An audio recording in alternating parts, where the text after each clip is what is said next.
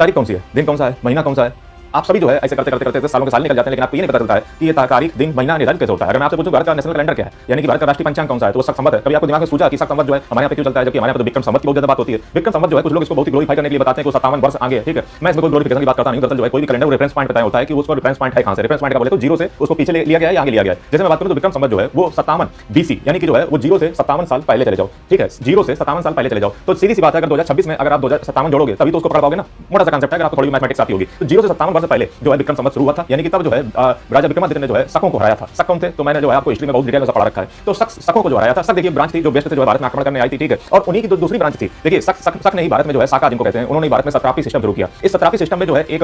जो है सत्रप और भी था जिसको कहते हैं वेस्टर्न सत्रप। वेस्टर्न सत्रप में जो रुद्र दमन था, ठीक है, याद रखिएगा, इसका नाम याद रखिएगा। फिर जो अब सवाल है कि सर शक संवत कहां से शुरू होता है, शक संवत आपका शुरू होता है 78 एडी से, यानी कि जीरो से 78 साल बाद। यानी कि अगर आज से जो है 2026 में अगर आपको जो है निकालना है शक संवत, तो आपको 78 जो है वो घटाने पड़ेंगे, क्योंकि जीरो से 78 वो जो है आगे बैठा हुआ है, 78 आगे बैठा हुआ है। यानी कि कनिष्क का जब जो है राज्याभिषेक हुआ था 78 एडी में, जीरो से आगे, तब जो है वहीं से माना जाता है शक संवत की शुरुआत। अब दोस्तों शक संवत इस्लाम के कैलेंडर और जो है विक्रम संवत में डिफरेंस क्या है, दोस्तों मैं आपको सिंपली बता देता हूं कि जो विक्रम संवत है और जो इस्लाम का कैलेंडर है वो लगभग सेम है। यानी कि जो विक्रम संवत है वो भी दोस्तों लूनर पे ही आधारित है, और जो इस्लाम का कैलेंडर है जो वो भी जो है लूनर पे ही आधारित है, यानी कि चंद्रमा पे आधारित है। चंद्रमा का मतलब ये होता है कि वो चांद के बाद जो है वो स्टार्ट करते हैं, यानी कि जिस समय पूर्णिमा होती है, पूर्णिमा के अगले दिन से जो है वो कैलेंडर स्टार्ट होते हैं, ठीक है। तो जो शक संवत है और जो इस्लाम का कैलेंडर है वो दोनों जो है आपस में सेम है, लेकिन दोनों में एक बहुत ही बड़ा डिफरेंस है जो दोनों को जो है अलग कर देता है। वो दोस्तों यह है कि इस्लाम में जो है वो पूरा चंद्रमा के ऊपर बेस्ड है, इसलिए आप देखते हो कि रमजान जो है कभी वो जनवरी में आता है, कभी दिसंबर में पहुंच जाता है, और ये हर साल जो है महीने महीने घटता रहता है। वहीं पे अगर आप विक्रम संवत की बात करोगे तो हमारे यहाँ पे क्या चलता है, मलमास का जो है एक कांसेप्ट चलता है, आपको जो है नहीं पता होगा, तो 2.5 से 3 साल में जो है एक मलमास वाला आता है सिस्टम। इसमें क्या होता है कि जो दोषारोपण जो है इस्लाम के कैलेंडर में है, यानी कि जो वो जो है जैसे इस्लाम में क्या होता है कि दिसंबर से लेकर के जनवरी तक एक बार जो है आपकी आ जाएगी रमजान, लेकिन हिंदुओं में ऐसा नहीं हो सकता है, क्योंकि ऐसा जो है करने के लिए यहाँ पे हमने डिफेक्ट दोष को दूर करने के लिए हमने क्या कर रखा है, मलमास बना रखा है, जिसको हम अधिक मास कहते हैं, जो 2.5 से 3 साल में हम उसको डिवाइड कर देते हैं। आपने देखा होगा दिवाली और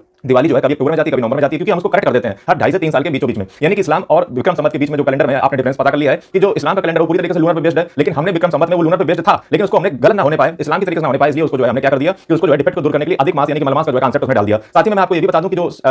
जो शक संवत है जो हमारे भारत का जो है राष्ट्रीय पंचांग है। अब सवाल ये कि सर राष्ट्रीय पंचांग शक संवत को क्यों बनाया गया, जबकि विक्रम संवत से जो है भारत में अगर देखा जाए चैत्र शुक्ल वगैरह जितने भी महीने होते हैं, होली दिवाली जो भी होता है, ये सब जो है विक्रम संवत से ही निर्धारित होता है। तो फिर ये शक संवत को क्यों बनाया गया, जबकि ये तो जो है कुषाण से आधारित है, यानी कुषाण 78 एडी में जब कुषाण का जो राज्याभिषेक हुआ था, जबकि भारत में जितने भी त्योहार वगैरह बनते हैं तो विक्रम संवत से बनते हैं, यानी कि जीरो से 57 पहले, यानी कि विक्रम जब राजा विक्रमादित्य ने शकों को हराया था। तो मैं आपको बता दूं कि राज्याभिषेक जरूर 78 एडी में कनिष्क का जरूर हुआ था गद्दी पे, लेकिन इसको जो शक संवत को पॉपुलराइज करने का काम पता आपको किसने किया था, जिसको राजा विक्रमादित्य ने हराया था, यानी कि जो शकों को हराया था। शकों की एक ब्रांच थी सत्रापी सिस्टम में वेस्टर्न सत्रप, जिसका राजा था रुद्र दमन। उन लोगों ने ही जो है इस शक संवत को जो है प्रचार प्रसार किया था। यानी कि अगर हम शक संवत और विक्रम संवत के बीच के सालों की जो है डिफरेंस की बात करें तो वो 135 साल का डिफरेंस दोनों कैलेंडर के बीच में है। शक संवत को भारत सरकार के द्वारा अपनाने के पीछे कारण ये है कि शक संवत प्योरली पूरी तरीके से जो है प्रकृति के आधारित है, सोलर सिस्टम पे आधारित है, यानी कि सौर सिस्टम पे आधारित है। दूसरा चीज ये जो है मैं आपको बताऊं तो ये जो है सोलर सिस्टम पे ही जो है हमारे देश में जितने भी प्रशासनिक काम होते हैं, जितने भी आधिकारिक काम होते हैं, जितने भी ऑफिशियल काम होते हैं, उसमें किसी प्रकार की त्रुटि ना होने पाए, इसलिए solar system is a best form. That's why we acknowledge जो है शक संवत को ही भारत सरकार जो है अपने कैलेंडर के रूप में उसको राष्ट्रीय पंचांग का जो दर्जा दिया है।